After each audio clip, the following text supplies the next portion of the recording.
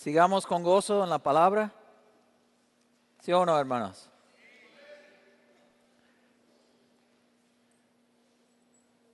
¿Cuántos han recibido desafíos en estos días por la palabra? Pero a la vez, ¿cuántos han recibido ánimo por la palabra? No, qué bueno. Pues yo quisiera en esta última sesión, esta noche, 2 Timoteo capítulo 2, en verso 6, terminar con un punto más del texto de la primera sesión. Por el tiempo no pude. Y luego comenzar en otra sección de 2 Timoteo como la última parte. 2 Timoteo 2:6 dice: el labrador, para participar de los frutos, debe trabajar primero. Como cristianos, como siervos de Dios, como instrumentos útiles, nosotros debemos de ser trabajadores. Cristo quiere obreros. Jesús dijo que hacía falta obreros. Él dijo: los obreros son pocos. ¿Cuántos quieren ser obreros? Si tú quieres ser uno, qué bueno. Aunque todos nosotros dijéramos a Jesús: Señor, quiero ser obrero, y llegáramos a ser obreros, todavía faltaría más. Porque Él dijo: los obreros son ¿qué? Son pocos. Entonces, una característica de un instrumento útil es una persona trabajadora. Y quiero hablar un poco de eso, porque dice 2 Timoteo 2:6, el labrador para participar de los frutos, ¿qué debe hacer? Debe trabajar. Es como un granjero, antes de tener resultados de su campo, de su granja, él tiene que trabajar primero, ¿o no? Tiene que trabajar semanas, meses, trabajando bajo el sol, bajo la lluvia, preparando la tierra, sembrando, haciendo todo lo que tengo que hacer, regando, y luego puede esperar los frutos. Porque no es congruente de esperar frutos y no trabajar. Entonces, tampoco es congruente en la vida. Entonces, nosotros debemos aplicar lo que Dios dice aquí, que nosotros debemos de ser trabajadores, debemos de ser obreros, ¿sí o no? Debemos ser diligentes en lo que hagamos. Yo soy consciente que aquí puede haber una mezcla de maestros, personas quizás mecánicos, pintores, gente en administración, diferentes trabajos. Pero en lo que usted haga, que usted sea diligente, que usted sea una persona trabajadora. Así debemos de ser. Escuché una vez un pastor que él me dijo, él tiene una empresa. Él me dijo: ya no empleo cristianos ya. Y le pregunté: ¿por qué? Porque todos esos hermanitos siempre se han quedado mal conmigo. Entonces ya no tengo cristianos en mi empresa. Yo pensaba: qué mal testimonio. En vez de, pastor, me enteré que usted es empresario, que usted es dueño. Sí, pues soy cristiano, voy a tal iglesia, estoy buscando. Sí, bueno, te voy a dar chance, no sé, en la bodega, pero él ya decidió: ya no quiero cristianos en mi empresa. Eso hablo muy mal de los testimonios, y no debe de ser así. Porque los cristianos deben de ser buenos trabajadores. ¿Cuántos creen que debe de ser así? Usted debe de ser un buen trabajador. Usted debe de ser una persona como José. José hizo tan bien su trabajo que su jefe vio que Dios estuvo con él. Y vio que Dios bendecía, o sea, Egipto, por él. O sea, llegó a ser tan grande la bendición para él de tener a José como: wow, le voy a encargar todo por su testimonio, porque es diligente y Dios estuvo con él. Usted debe trabajar en tal forma que su jefe llore cuando usted le diga, tengo que renunciar porque nosotros nos mudamos a otro estado. Así usted y yo debemos trabajar. Amén. Proverbios 13:4 habla acerca de un poco de esto, de ser diligente. Proverbios 13:4 dice, el alma del perezoso desea y nada alcanza, mas el alma de los diligentes será prosperada. ¿Cuántos quieren ser prosperados por Dios? Pues vimos en el final de la primera sesión que Josué 1:8 habla de Dios prosperarnos, pero a la medida de nuestro obedecerle. Y aquí también Proverbios 13:4 habla acerca de, hey, Dios bendice a los diligentes, ¿no? Hay personas que no son cristianas, pero son muy trabajadoras y son prosperadas. No conocen a Dios. Algunos son ateos, pero ellos son prueba de Proverbios 13:4. Ellos son muy aplicadas, ellos son dueños de negocios y empresas, y porque ellos han aprendido, hay que echar kilos a esta empresa. Entonces yo creo que nosotros también, en lo que hagamos en la vida, nosotros debemos de ser trabajadores. Y la Biblia dice en Romanos 12:11 que no debemos de ser perezosos. Nosotros debemos rechazar la pereza de nuestra vida y nosotros debemos aplicarnos en lo que Dios nos dé en nuestras manos. La Biblia dice, en lo que viniere a tu mano, hazlo según tus fuerzas. O sea, dé 100% en lo que usted esté haciendo. No solo en la obra, en la escuela, en su trabajo. Que usted, Eclesiastés 9:11 lo dice, en lo que viniere en la mano, lo que viniere en tu mano, hazlo según tus fuerzas. De lo mejor de usted. Hazlo con todo tu ser. La Biblia dice en lo que hagamos, debemos hacer para la gloria de Dios.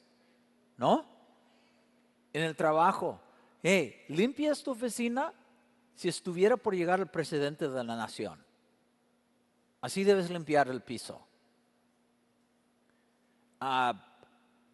Vende tu producto si estuvieras, no sé, vendiendo el remedio para cáncer.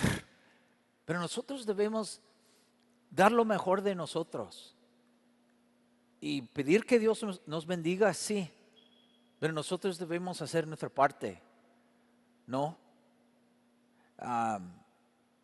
Un hombre dijo, creo que un empresario dijo, qué curioso es en la vida, lo más esfuerzo, lo más ganas que yo he hecho en mis proyectos, veo que encuentro más suerte. O sea, él estaba diciendo, yo hago mi parte, echo ganas y veo que de repente las cosas salen mejor. Es importante que seamos diligentes, que nosotros seamos trabajadores en todas las áreas de la vida. La Biblia dice en Proverbios 6 que nosotros debemos aprender de la hormiga, ¿no? Cuando usted piensa en la hormiga, ¿en qué piensa? Proverbios 6:6. Ve a la hormiga, oh perezoso, mira sus caminos y sé sabios. ¿Usted ha visto una hormiga echada tomando una siesta por 3 horas? Jamás. Y cuando usted ve una hormiga, ¿qué está haciendo? Está haciendo algo. Quizás buscando comida, quizás llevando una hojita, quizás llevando una hormiga muerta y llevándola afuera. No, las hormigas siempre están activas. Y la Biblia dice, mira la hormiga. Dios está diciendo, aprende de ellas. Y las hormigas son diligentes, ¿sí o no? Las hormigas no son como los osos koalas. No, hombre, los osos koalas, no. ¿Está moviéndose? No sé.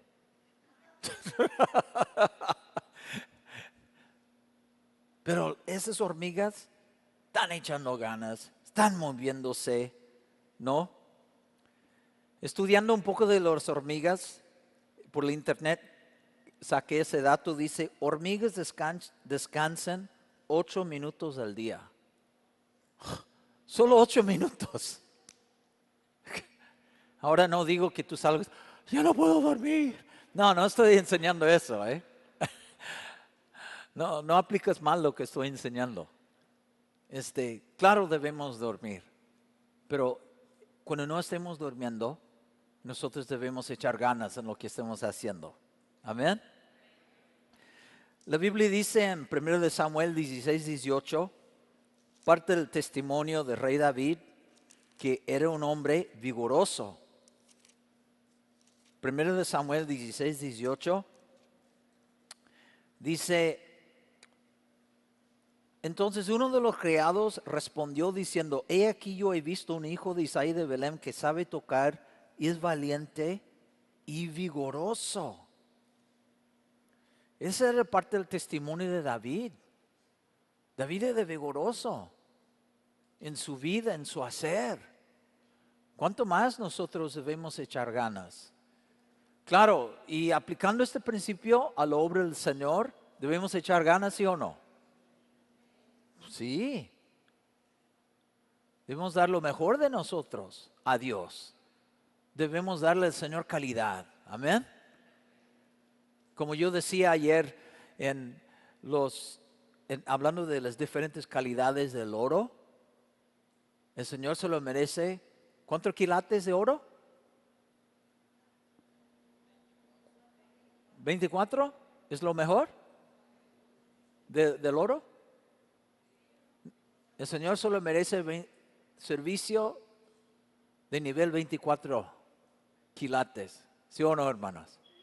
Entonces, échele ganas en su servir, en su trabajo, en su vida familiar,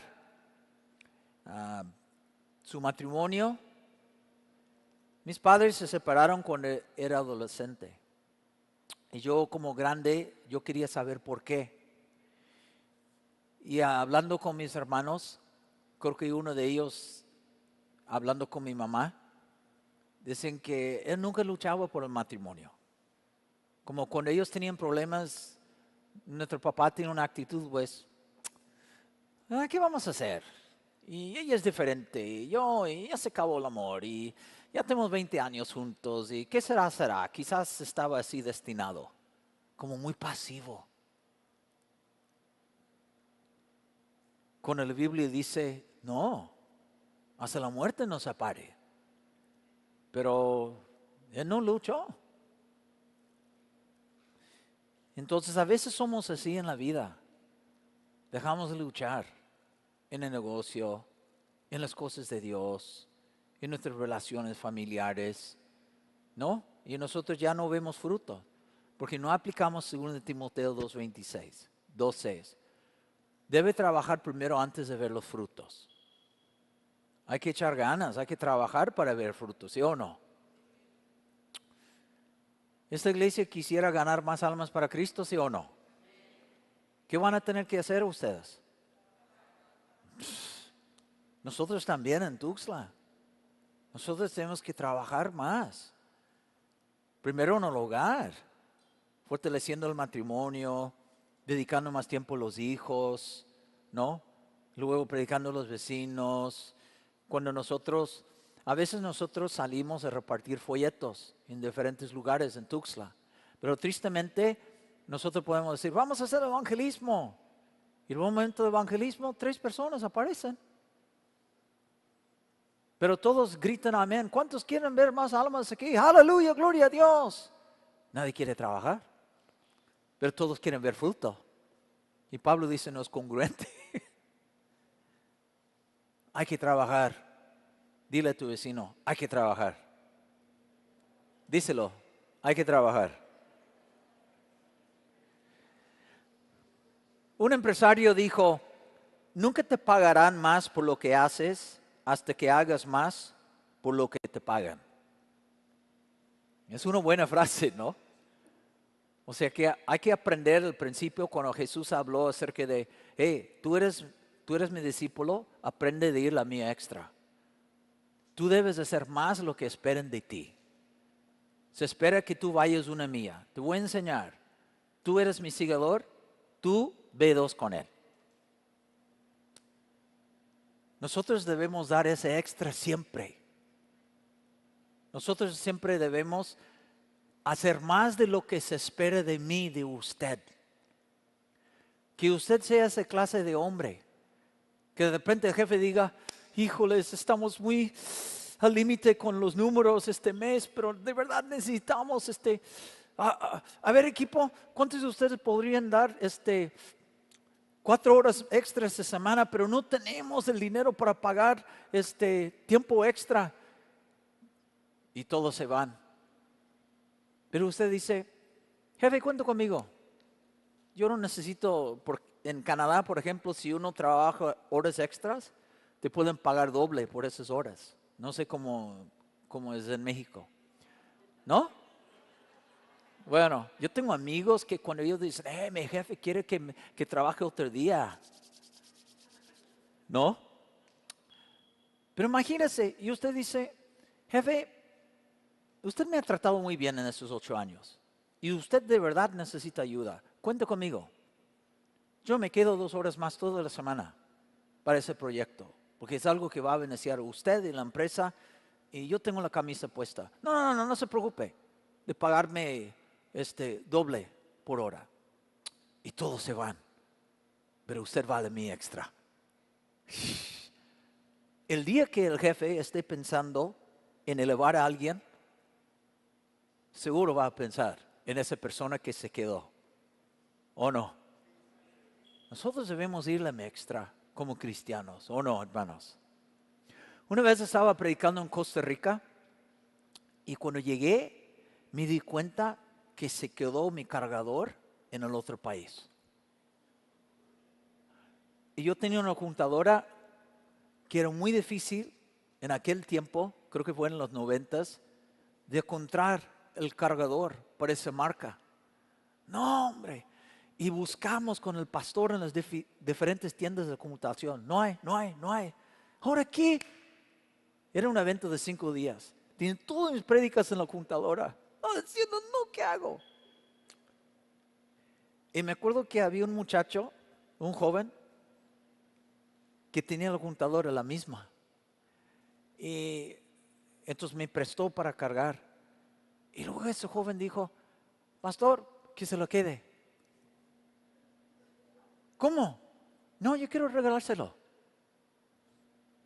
De prestármelo era de ir una mía. De regalármelo era de hacer ¿qué? De la mía extra. Es hacer más de lo que la gente espera de ti. ¿No? Sea así en su empresa. Sea así en su hogar. Sea así como hijo. Como hija. En el día del cumpleaños de su esposa, regale flores a tu suegra. Está loco, no conoce a mi suegra. Se va a confundir. ¿Eso qué? No es mi cumple. No, pero es mi manera de agradecerle. Porque ese día nació su hija. No. Pero use su mente para ir la mía extra. Para ir la mía extra en su vida. En vez de siempre hacer lo normal. Jesucristo nos llama fuera de la normalidad. Por eso usted y yo debemos de trabajar con integridad. Cuando otros están robando dinero de la empresa, usted ni un centavo. Con los otros trabajadores, saben que tienen 30 minutos para el lunch, para el receso. Ellos llegan 40 minutos, 45, pero usted nunca. Eso es de ir la mía extra. Usted dice, es normal, los otros cuates llegan 40, 45, yo los veo, el jefe no dice nada. Pero usted trabaja, usted no sirve al hombre, usted sirve a Cristo Jesús. Entonces, no, esa empresa me da 30 minutos, voy a llegar 30, pero yo no puedo abusar. ¿Cuántos quieren ir a la mía extra? Es lo que debemos hacer, hermanos. Dar ese extra en lo que hagamos, amén. Bueno, ahora vamos a otra sección en 2 de Timoteo, por favor. 2 de Timoteo, vamos a la parte, creo que es en verso 15. 2 de Timoteo 2:15. Hay más cosas, pero por el tiempo.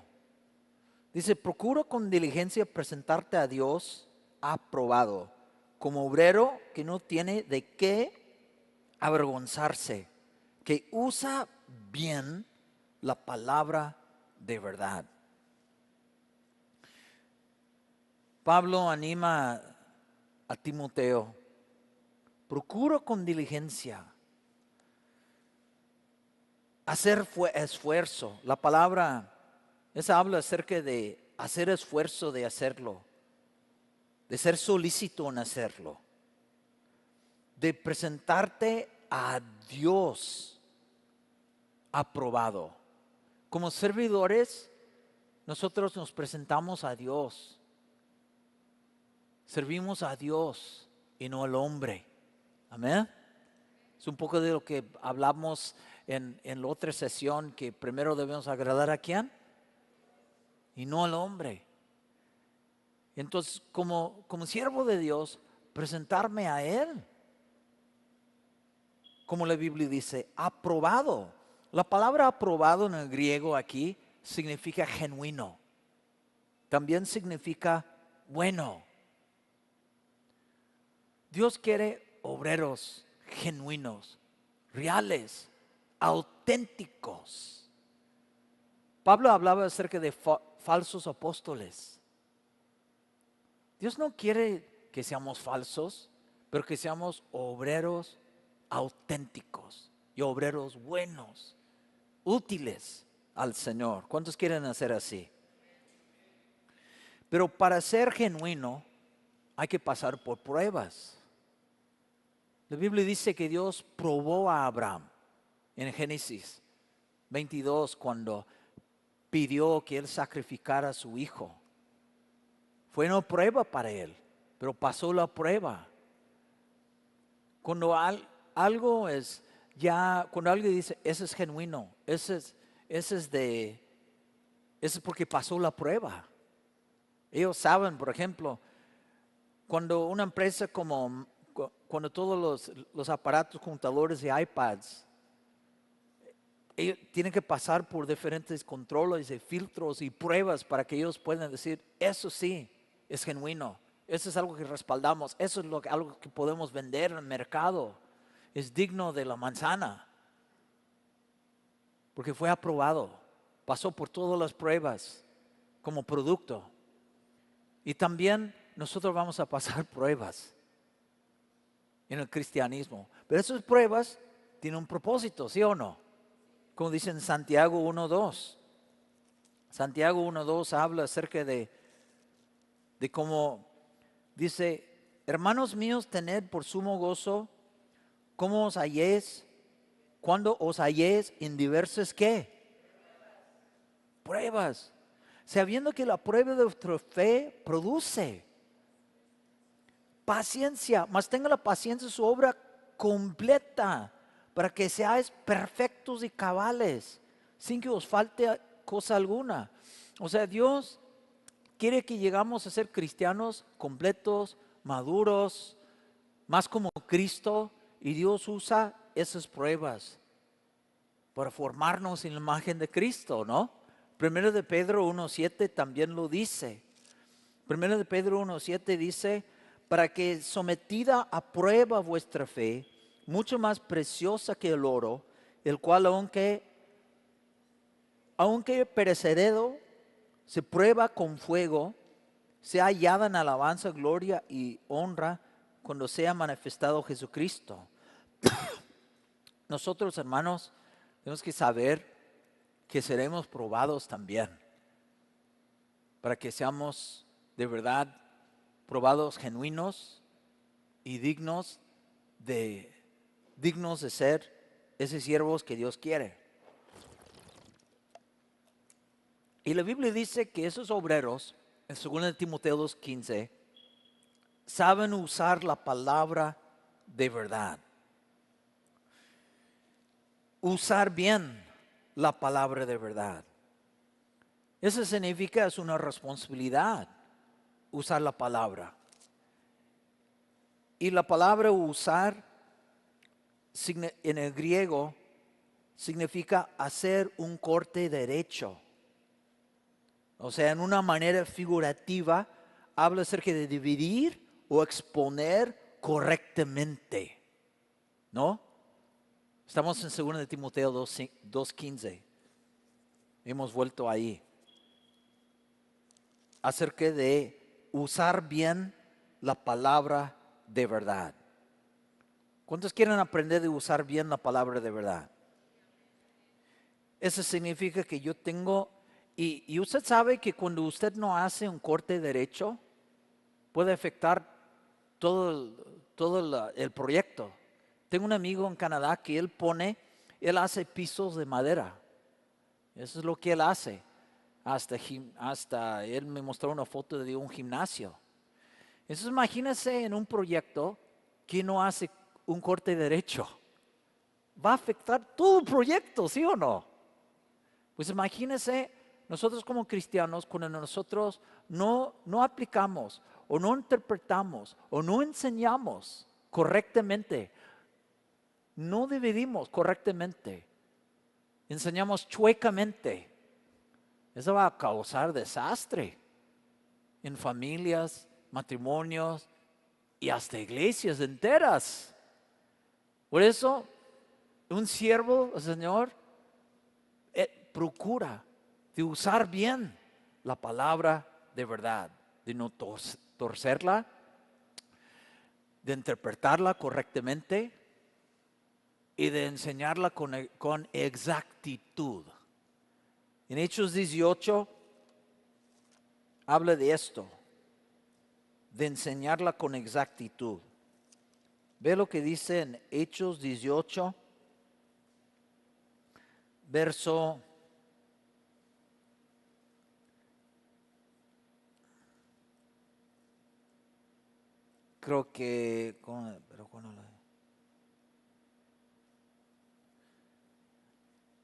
25. Este había sido instruido en el camino del Señor y siendo de espíritu fervoroso, hablaba y enseñaba diligentemente lo concerniente al Señor.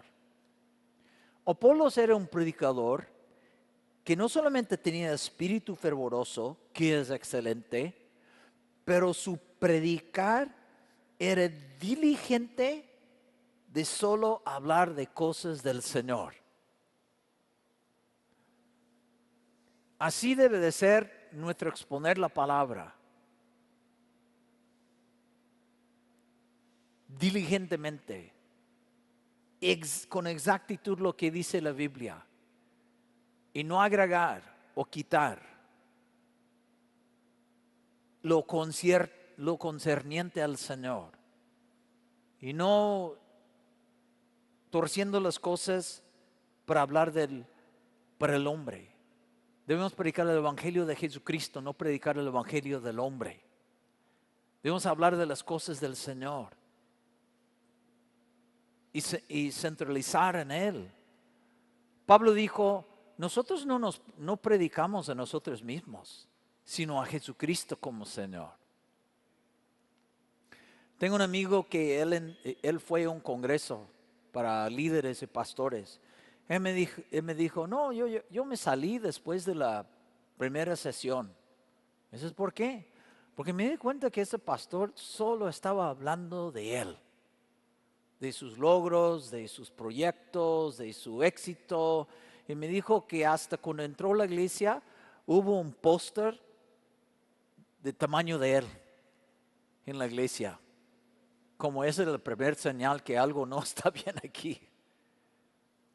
Nosotros siempre debemos mantenernos cristocéntricos, ¿sí o no, hermanos? Y no predicamos nosotros mismos. Nosotros debemos predicar las cosas de Dios, predicar a Cristo. Pablo dijo a Timoteo que prediques la palabra. Me ha tocado estar en algunos lugares escuchando predicadores, dando prédicas de 60 minutos y mencionar 3 versículos. Increíble. ¿Cómo puedes dar una prédica y solo usar 3 referencias? Porque no estás predicando la palabra. Estás metiendo mucho relleno, mucho rollo. O como un pastor dijo, mucha paja. Cuando debemos predicar la palabra. ¿Cuántos dicen amén? Un ejemplo muy bueno es la prédica de Esteban. Esteban tiene una prédica en Hechos 7. Cuando usted quiera, vea la prédica. Es una prédica que usted puede leerlo tranquilamente entre 10 y 12 minutos. Imagínese, una prédica de 10 y 12 minutos. Pero vea cuántas referencias del Antiguo Testamento en esa prédica. Múltiples versículos de la Biblia.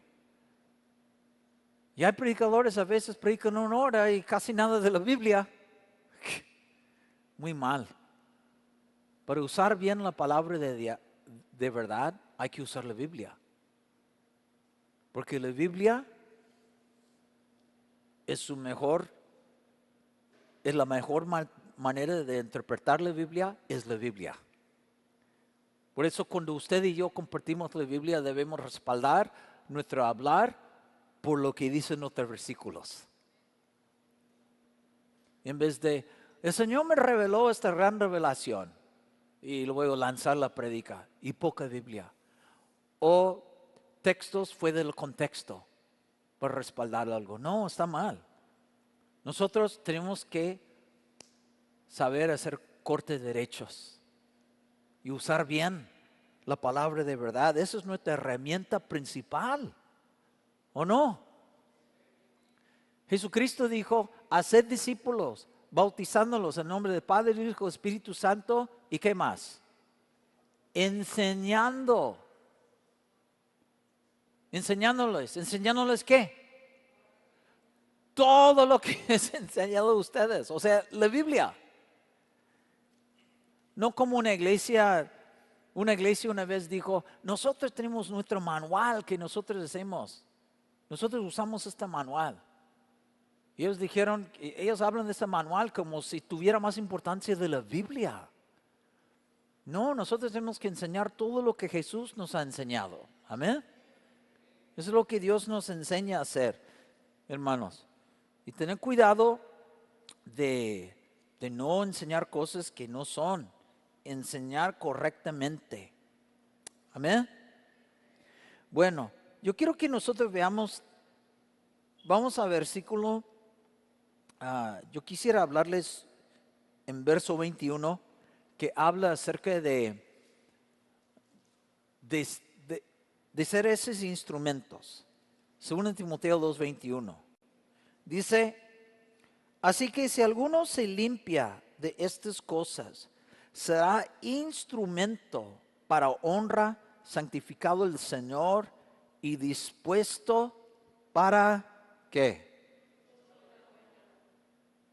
Bueno, la Biblia dice que tenemos el privilegio de ser instrumentos. Un instrumento es algo utilizado, ¿o no? No tenemos una guitarra, no tenemos un teclado, pero si tuviéramos, serían instrumentos. El propósito del instrumento es ser utilizado para, en este caso, un instrumento musical, transmitir música, ¿o no? Pues Dios nos ha dado el privilegio de ser instrumentos de Él. Wow, ¿cuántos creen que ese es un privilegio? Para ser portadores de su presencia, para ser portadores de su mensaje de salvación. Aleluya. Es un privilegio de ser instrumentos de Dios, ¿sí o no? Jesús lo dijo cuando Él llamó a Pablo. Él dijo, ve porque instrumento escogido me es este. En Hechos 9:15. Él dijo, ve porque instrumento escogido me es este. Eres un instrumento que Jesucristo ha escogido. Porque Jesús dijo, no me escogiste, os escogí. Jesucristo te ha escogido para ser un instrumento de Él. ¿Cuántos están agradecidos por eso? Imagínense, de todas las personas aquí en México, en los millones, tú eres uno de los escogidos que Dios ha escogido para ser su instrumento. O sea, tú en la universidad, en vez de entrar a la universidad y decir, ay, híjoles, esta universidad está muy grande, hay miles, y veo que todos fuman, usan malas palabras, se droguen, y todos están hablando de antro, yo, el cristianito aquí, ay Señor, llévame. No, quiero quizás ayudarte para que cambies un poco tu paradigma. Para que tú entres a la universidad diciendo, Señor, hay 5,000 estudiantes. Creo que muy pocos cristianos por lo que veo. Gracias, Señor. Y soy uno de los pocos escogidos, es mi campo misionero. ¿Entiendes la diferencia? Es como cuando dos vendedores llegaron a África. Y eran vendedores de zapatos. Y dos vendedores, eran muy buenos. Y un vendedor, después de hacer como de espiar la tierra, llama al jefe y dice, jefe, ya subo el avión, porque nadie usa zapatos y todos andan así descalzo y todos son como los niños triquis y chanclas, entonces mañana voy a llegar. Pero el otro le llamó y dice, jefe, mándame 10,000 pares de zapatos porque nadie usa nuestro producto.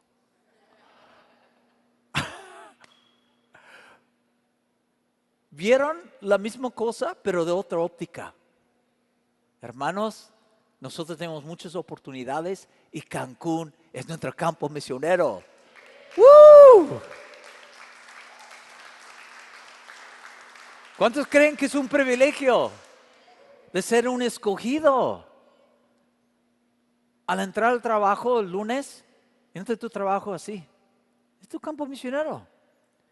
Dios te dice, tú eres la hormiga roja en el hormiguero negro. No te ves que como, ay de mí. Y ninguno de mis amigos son cristianos. Y todos fuman, todos hablan acerca de sus amantes. Ay, no, hombre. Ay, me van a consumir estos cuates. No, tú eres el misionero. Mayor es el que está en ti que el que está en el mundo. Tú eres la luz en las tinieblas y la luz brilla. Dios te llama para que resplandezcas en las tinieblas. ¿O no? Cambia tu paradigma. Entra a tu trabajo el lunes. Entra a tu escuela como, Señor, gracias. Yo soy un instrumento escogido. Me has escogido de conocerte. Me has escogido de ser tu misionero. De ser luz. De ser un portador de ti. De ser tu voz. Dice en Jeremías 15:19. Dios dijo a Jeremías, si tú entresacares lo precioso del vil, tú serás como mi voz. Imagínate, Dios dándonos el privilegio de ser sus voceros aquí en la tierra. De ser sus embajadores. Es un gran privilegio, amén, iglesia. Entonces somos sus instrumentos. Y la Biblia dice, según Timoteo 2, 21, que debemos de ser instrumentos para honra. Instrumentos que siempre honran al Señor. Amén. Honrando al Señor con nuestra conducta, con nuestra manera de hablar, honrando al Señor con el buen testimonio, honrando al Señor en nuestra honestidad, en el trabajo, honrando al Señor con su buen ejemplo para con sus hijos. Honrar a Dios no solamente es cantar cantos, hablando de, Señor, te quiero honrar, pero honrar a Dios es su obediencia a Dios. Es su tener un buen testimonio, es honrar a Dios, ¿sí o no? Es mantener integridad en su trabajo, es honrar a Dios. Y Dios dice, ellos que me honran a mí, yo los honraré. Imagínense tener al Dios del universo decir, te voy a honrar, porque me estás honrando en tu vida, en tu forma de vivir. ¿Cuántos quieren ser instrumentos de honra? Que siempre honremos a Dios, amén. Pues así dice la palabra de Dios, hermanos. Y la Biblia, y Jesús dijo en Juan 12, 26, hablando de recibir honra, dice, si alguno me sirve, sígame. Y donde yo estuviere, ahí también estará mi servidor. Y si alguno me sirviere, mi Padre le honrará. Wow, el Padre Celestial te va a honrar porque tú sirves al Hijo. Dedíquete de servir al Hijo de Dios. Dedíquete de hacer su voluntad. Dedíquete de ser un esclavo de Cristo. No, Pablo dijo que yo esclavo de Cristo. Un esclavo era un comprado. Somos comprados por la sangre de Cristo, hermanos. Y un esclavo no tenía su propia voluntad. El esclavo no ponía peros. El esclavo no decía, pero yo opino, hoy no quiero. No, el esclavo solo obedecía. Dios quiere esclavos. Dios quiere personas que le sirvan con ganas, con amor. El Padre nos honrará, hermanos. Vamos a servir al Hijo, amén.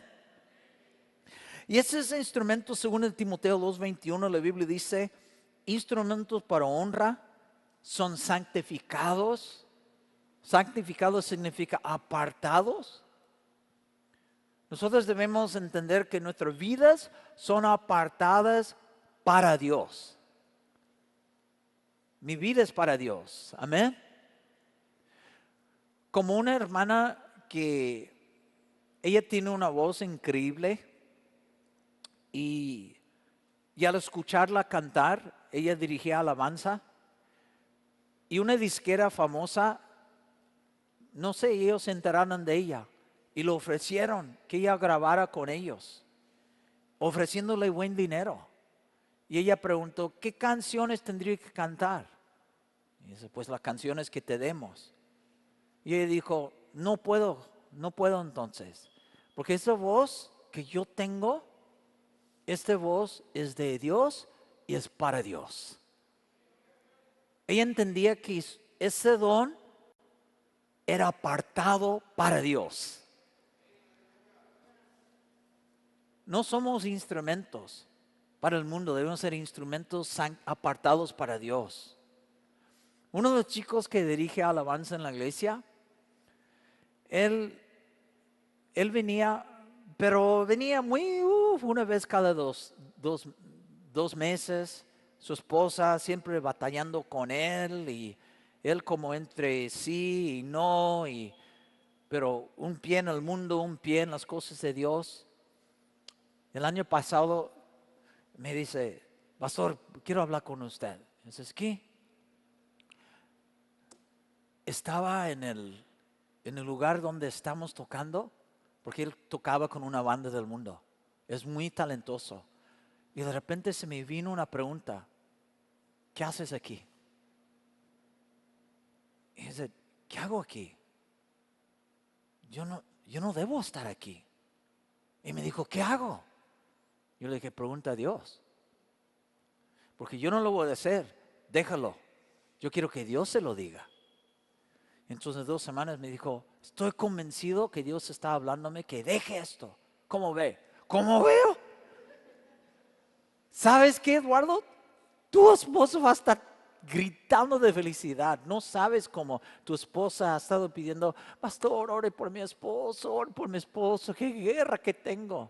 Ahora, él ha entendido que ese don que él tiene no era para él, no era para lucirse, no era para hacerse famoso, ganar mucho dinero.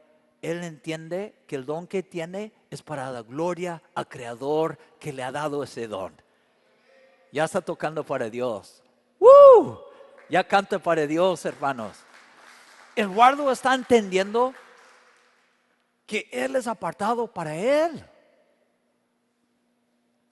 Ese instrumento para honra, santificado y útil al Señor. La palabra útil aquí en el griego, una de las definiciones habla acerca de fácilmente usado. Tengo una pregunta para usted. ¿Usted es fácilmente usado por Dios? ¿Usted tiene la actitud de, heme aquí, envíame a mí? O si no, usted puede ser de esas personas de, helo a Él, envíalo a Él, Señor. Mi iPad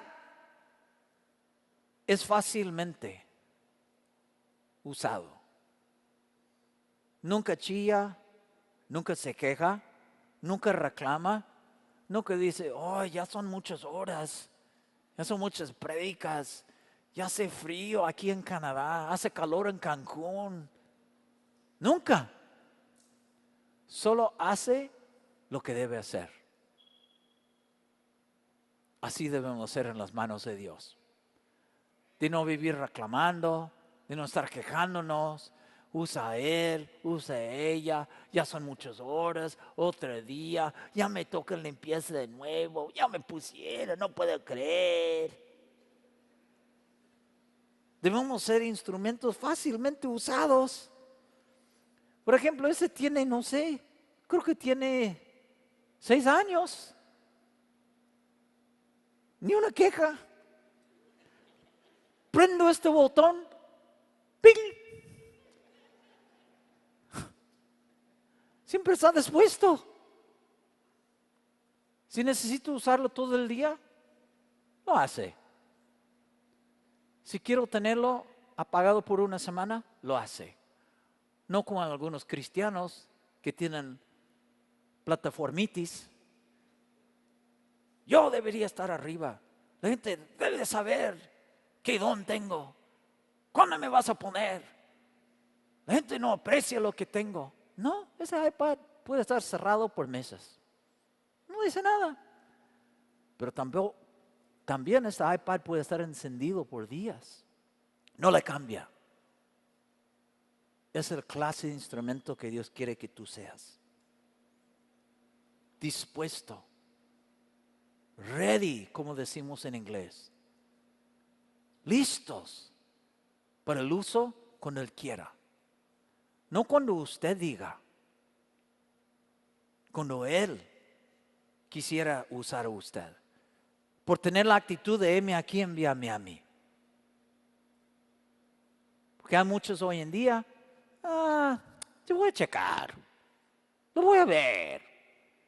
Pero no están dispuestos. La Biblia dice en 2 Timoteo 2:21, dispuesto ¿para qué? ¿Qué lee en su Biblia? ¿Dispuesto para qué? La palabra dispuesto significa preparado para ser utilizado. Dispuesto significa decidido para hacer algo. Significa listo. A veces, hermanos, necesitamos ayuda con el equipo de evangelismo. Nadie viene, como les conté. 2, 3 personas. Necesitamos algunas personas que se pongan en el rol de limpieza. Nadie. Necesitamos más maestros por los niños. Nada. Pero ¿cuántos quieren venir el sábado de la carne asada gratis por los 15 años de la hija de Juanita? ¡Pum! No, esos instrumentos están dispuestos para toda buena obra. Tú puedes contar con ellos. Puedes contar con ellos en lo que sea. Porque saben que sirven a Dios y no al hombre. Saben que ellos hacen su servicio para el Señor. Instrumentos útiles son personas que al llegar a una iglesia no tanto piensan, ¿qué hay en esta iglesia para mí? Ellos piensan, ¿qué hay en mí para esta iglesia? Son personas que al llegar, ¿cómo ves, amor? Pues, sí, tiene clima. ¿Y el programa de niños? Pues, chequemos, en vez de oremos. Pero instrumentos útiles, ellos dicen, ¿qué hay en nosotros para esta iglesia? No, ¿qué hay en esta iglesia para nosotros? Ellos no dicen, ¿qué me puede dar esta iglesia? Ellos piensan, ¿qué puedo dar este lugar? Porque es más bienaventurado dar que recibir. Esos son instrumentos útiles. Ellos no buscan de ser servidos. Imiten el maestro, buscan de servir. Vienen a servir, les gusta servir. Ellos están dispuestos para toda buena obra. El aseo, el evangelismo, cuidar a los niños, pero también, cuando sea de Dios, están dispuestos en otras áreas. Toda buena obra. Digan conmigo, toda buena obra. Toda buena obra. En vez de, pues no, limpieza no, pero sí, micrófono sí. No, dame el micrófono, pero no la escoba. Decían los hombres que nadie pelea por la toalla de servicio. Todos quieren la vara de autoridad. Todos andan buscando protagonismo, poder. Y nadie busca servicio. Con un instrumento para toda buena obra, se contenta en toda buena obra. Ellos tienen el ministerio que yo llamo el ministerio Lucky. ¿Conocen el ministerio Lucky aquí? Ministerio de Lucky Caiga. Que lo que sea, de limpieza, de evangelismo, de ser mujer, de atender niños, donde haga falta, ellos están en el ministerio Lucky. Un Lucky falte, en lo que venga, en lo que sea. Porque ellos están dispuestos para toda buena obra. ¿Cuántos quieren el ministerio Lucky aquí? ¿Sí? Es algo que Dios quiere, que estemos dispuestos para toda buena obra. El pastor Sergio me dice que cuando él estaba en Reto, él atendía los puercos, ¿no? Ministerio Lucky. Necesitamos que alguien atienda los puercos. Heme aquí, todo buena obra. Y luego un día, necesitamos que tú discipules a él. Sí. Y ahora necesitamos que tú compartas la palabra. Sí. Eso es lo que Dios quiere. Amén. ¿Cuántos quieren el ministerio Lucky aquí? Sí. Eso es un don que usted no ve en Efesios 4, de los dones del Espíritu, de ministerios, ministerio Lucky. Yo aprendí esta palabra por mis amigos argentinos. Vamos a terminar en este versículo bonito en 2 de Timoteo. Por favor, capítulo 2, 24. Dice, porque el siervo del Señor no debe de ser contencioso, sino amable para con todos, apto para enseñar, sufrido. ¿Cómo debe de ser el siervo del Señor? ¿Cuántos quieren ser siervos del Señor? Todos quieren tener ministerio Lucky, ¿verdad? Qué bueno. La palabra siervo aquí es la palabra en el griego esclavo. O sea, nosotros somos comprados por la sangre de Cristo, ¿sí o no? El diccionario dice que un siervo es una persona sometida totalmente a la autoridad de otra. El diccionario lo dice, que es una persona sometida totalmente a la autoridad de otra. ¿Queremos ser siervos del Señor? Pero a veces decimos que queremos ser siervos, pero no obedecemos.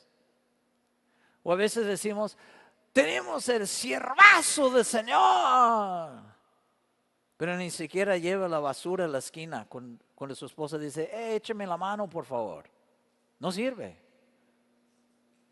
Pero tiene el título de ser siervazo.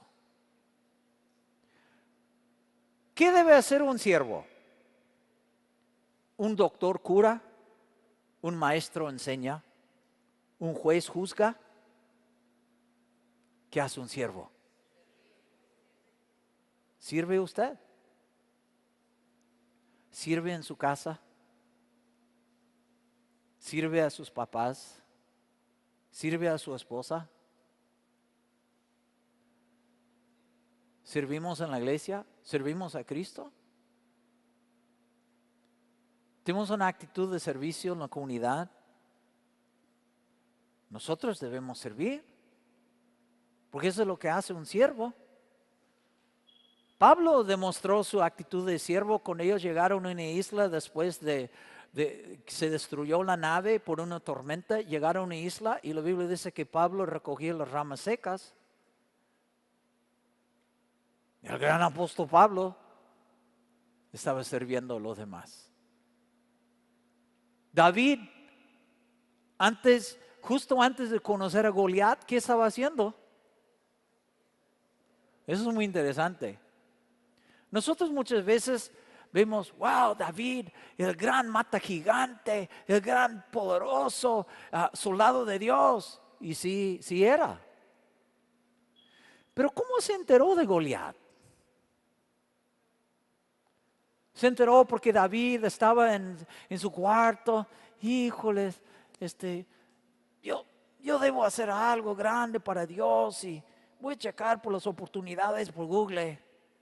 Aparece un gigante en un valle que necesita un muchacho. Voy. ¿No?